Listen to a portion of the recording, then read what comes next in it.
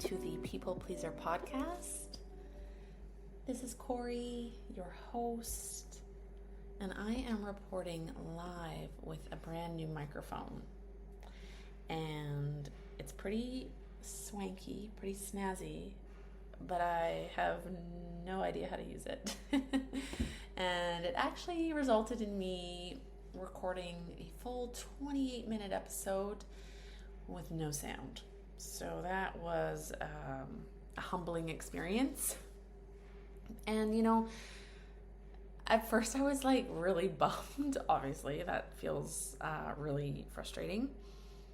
But it's a blessing because the episode I recorded, I was taking a new approach. I was trying to take more of an educational stance on a topic that I'm learning about. And I didn't do the appropriate amount of preparing. I was ill prepared and I wasn't feeling confident in the material, and I was flighty. I was talking a little bit too fast, and I just was feeling really anxious and just really out of my body. And I stopped, the recording, saw that it literally had zero sound. And I was actually kind of relieved because I didn't really want to listen to it. And that kind of sent me into a little bit of a spiral of just, those thoughts of maybe I'm not cut out for this, or maybe this has run its course. Maybe I'm done. Just really, just sort of imposter-y type syndrome, just thinking what am I doing? What am I trying to do? So it was actually kind of a blessing that I didn't listen to it, because I wasn't happy with the way it turned out. And that was yesterday. And then, kind of went to bed feeling maybe I'm not a podcaster anymore. But then I woke up this morning and a brand new idea just landed in my lap for an episode. And so that is where I'm going today. So I am going to just put that other topic aside and come back to it. And I'm going to launch into something that just feels way more accessible to me. I feel calm when I'm thinking about it. And yeah, I'm just excited to get right into it. So the topic today is people pleasing and friendships. And originally I am wanting to do an episode on relationships. And I thought, friendships deserve their own episode because they are a unique type of relationship. Friendships are most typically created due to proximity. Some of our first friends are our neighbors, kids in our class, the children of our parents' friends. We don't really begin to build and seek out intentional friendships until a lot later in life. And as a result, our foundations for building friendships are kind of unclear, or they feel like they're sort of just built in without being fully aware of the parameters or boundaries of these friendships. They just exist. I work in youth mental health, and the topic of friendship comes up a lot with my friendships. I think we're definitely in a different time where it is harder to make friends in real life. I think just with the presence of online platforms, online communities, we are growing to be a lot more comfortable in those spaces. And what I'm seeing in my clients is they're becoming a lot less comfortable in the real world, quote unquote. I think it's becoming increasingly easy to shy away from the physical world and just move deeper into the online world. And I've had many conversations with clients about how to make friends. And it's honestly hard for me to even speak to how to go about doing this. Because in my experience, it was almost done for me through school or clubs, sports. The world facilitated so many of my friendships. My ability to examine them and explore whether or not they were actually still serving me can feel really complicated. And I've often deduced that certain friendships or relationships are like that's just the way it is. That's just how it is. This is the playing field we've created to our friendship. I don't know where it came from or where it's going. It just is what it is. When you surrender in this way, giving up your needs, wants in a friendship, the friendship may begin to make less and less sense. You may find yourself thinking it's run its course because the structure and the parameters you created are outdated or are no longer serving the need or purpose they originally were. As kids, our needs for connection, belonging, learning how to be in the world are often in the hands of our peers. Our friends and family are the first people we look to begin making sense of ourselves. Those are really impactful times and relationships. However, we inevitably grow and change. As we deepen our connections to ourselves and our own worlds, our needs begin to shift, and as a result, our relationships shift. Because friendships are so deeply personal, these shifts can be incredibly uncomfortable. We can feel as though we are betraying a friendship by no longer needing it in the same way and no longer showing up for it in the same way.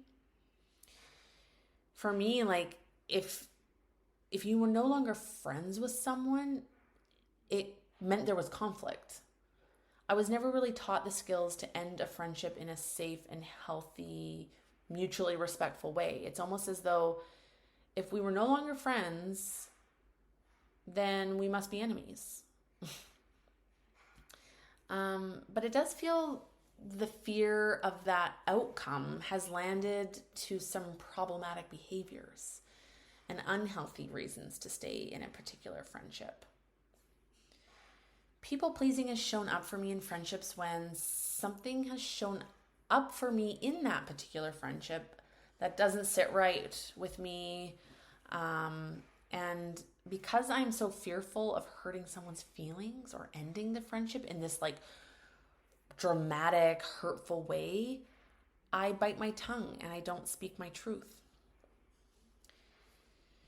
So in this case, people pleasing is actually dishonest. I'm not being honest in my friendships about my particular needs or feelings in the friendship. And when you begin to lean into dishonesty, the foundation for your friendship becomes really unstable. I have this one example in mind where a friendship was no longer serving me in a way that felt good. But because I had been biting my tongue and allowing my feelings to turn into resentments, I felt way too far in to be able to speak my truth. And as a result, I felt like the only choice was to just end the friendship. I didn't know how to safely confront my truths. I'd been people-pleasing by biting my tongue and allowing for a lopsided friendship to exist for so long that the only way out I could find was by completely cutting ties. And even in the breaking off, I'm like kind of sad and embarrassed to admit that even then, I still didn't tell them my whole truth. I held back to not hurt their feelings, to not be challenged in my stance, and to just cut things completely off without really an explanation or an opportunity to repair. And I think when you're in these situations where your boundaries have been stretched for so long, and in my case, I allowed my boundaries to be stretched for so long, I didn't know how to repair. I didn't know how to come back from that. And this is honestly a friendship that I think about often, and I find myself missing this person because, there was a lot of really good stuff there, but I just didn't know how to navigate the not good stuff. Because I hadn't been honest with the friend for so long, I felt way too much shame and embarrassment to begin that repair work, and it was just easiest to cut ties. I didn't give my friend the opportunity to know that my boundaries had been crossed. I just stewed silently until I no longer felt safe in the friendship. And I can sit here and wish that my friend was a mind reader. I can wish that they could have, maybe had more awareness about the space they were taking up or the way they were showing up in the friendship. But I can't fault them for my part. My part, if I really wanted to invest in the friendship, would have been to set healthy and balanced boundaries much sooner and allowed the friendship to exist with a bit more supports in place to hopefully avoid this kind of breakdown of trust and safety within the friendship. Friendships are like any relationship, but unlike romantic relationships, we don't necessarily set out with the same set of expectations or guidelines. Our first patterns in friendships happen really early, and I can't even really remember what attracted me to my first friends. I'm pretty sure it's just because we were all sitting on the same carpet in kindergarten class, or we were all in French immersion, or there was mutual friends, or we were in the same sports group or youth group. Maybe we worked together. So many of my friendships are rooted in being at the same place at the same time. So I can admit that I haven't found the perfect balance of boundaries within friendships. However, I have found some true blue friends where I haven't actually found that I need to have explicit boundaries. Over the years, my friend circle has definitely shifted and grown smaller. I found that I gravitate more towards one-on-one time with friends, often when we're engaging in some kind of activity together. And I think too, a big part of this is just I got lucky. The ones that have lasted the test of time, the ones that feel effortless, there's something working within those connections that is probably at a cellular level, and it just works, and we just so happen to find each other. I do want to share another example, and this is just me being really transparent with not having it all figured out. I once received feedback from a very dear friend of mine that I wasn't showing up in our friendship in a way that felt good for her. I wasn't showing up as the friend she needed, and this cut me to the core. It was literally the worst feedback a people pleaser could receive. And, at the time, I was in a romantic relationship, and that romantic relationship was completely out of balance. Looking back, there were many faults within that relationship that definitely were tied to my lack of boundaries and people pleasing. But at that time, that romantic relationship was all I could manage. I had made my world so small and so focused on my relationship that things were falling apart all around it. And in this case, my friendships. So this example, it still lives in me in both helpful and unhelpful ways. The unhelpful ways is that it did facilitate a loss of confidence. I am often checking myself, am I showing up enough for my friends? And there's just kind of this doubt because I know that there has been a time where I haven't. But the flip side of that is actually also positive in that it's giving me this opportunity to reflect. It's not allowing me to just coast through. I'd like to maybe manage it a bit better and not lead with that type of fear or anxiety, but just, periodically check in, whether it's just internally within myself or if it's in that friendship, hey, how did this hang feel? Sometimes even in conversation, I'm trying to be really mindful of giving everyone sort of enough airtime, making sure that I'm asking my friends how they're doing, making sure that, there's space for us to both give updates. And not everything is 50-50. I think that's something really important to note is that it's not that we're going to get an equal amount of airtime necessarily. Sometimes there's just more going on for one of the friends than the other, and I just think communication is so vital. And that's, in this example of my friend giving me that feedback, that's something I'm so grateful for, is that she trusted me to communicate these needs and this feeling of not being satisfied in our friendship, not feeling safe within our friendship, not feeling that I was invested in the relationship in the way that she was. And I just think that there's so much value to that. And those, those are the types of patterns and behaviors that I want to make sure are present in my friendships, because I don't want to have to just cut ties.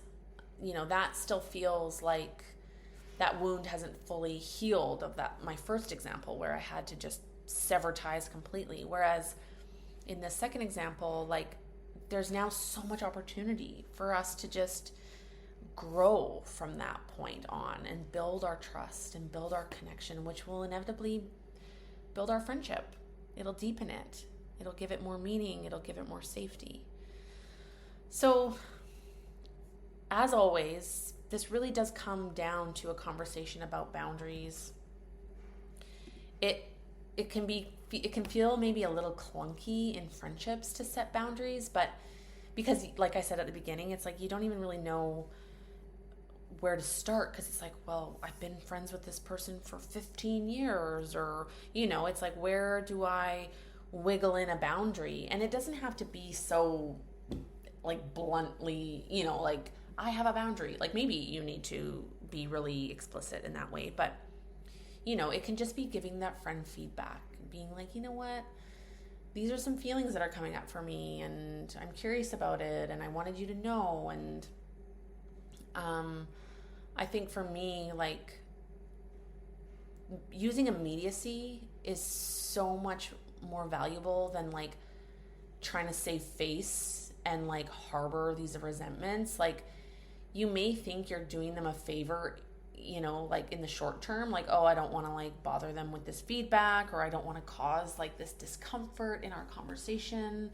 I don't want to have these, like, little inconveniences, but it's so much better to deal with them when they're that size, like that one example, rather than being like, well, here's this 50-pound bag of examples of times where I felt wronged in our friendship. I felt uncomfortable in a relationship.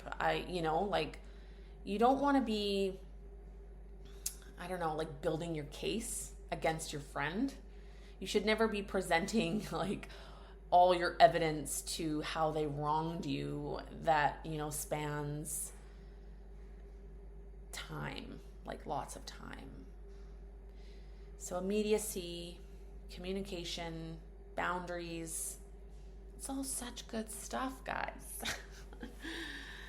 So there's people pleasing that exists in all types of relationships, and even though friendships are meant to be these positive beacons of light and laughter and levity, they're relationships. They require work.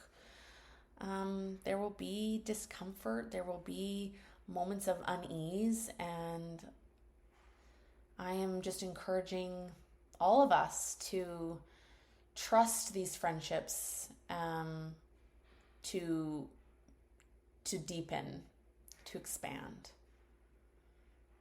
See if that's available before, maybe cutting ties completely. And, when safety is, a real consideration and something that, you really don't feel safe, like, no one is going to tell you to not just take care of yourself and do what you need to do to regain that sense of safety. So always knowing that that is available to you.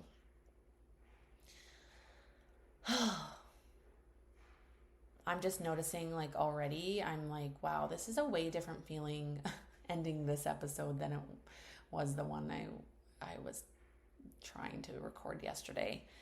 I mean, this is one that I would actually be really upset if there was no sound. So I am going to stop this recording before so